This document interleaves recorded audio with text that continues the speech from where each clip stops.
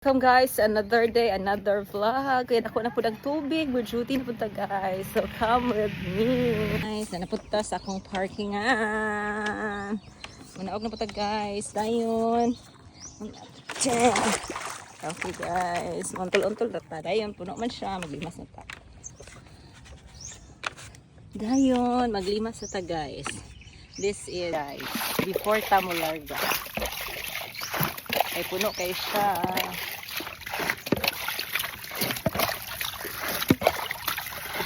Og nag-stop over ko guys kay nalibog ko nganong daghan kay sila naglupad-lupad sa ako ang imabaw. I'm going to the gate but then I think these birds are disturbed because another bird is making a sound, maybe asking for help in this swampy side.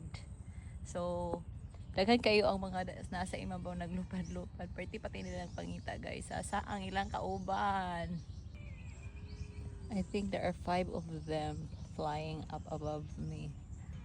The other one is making a sound on this side. Hapit na siya makitaan. Or na ako di-ari.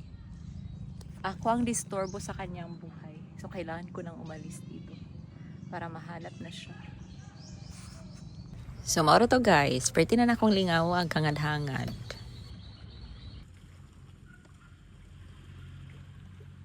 Oh, madali di ko gabutan na guys.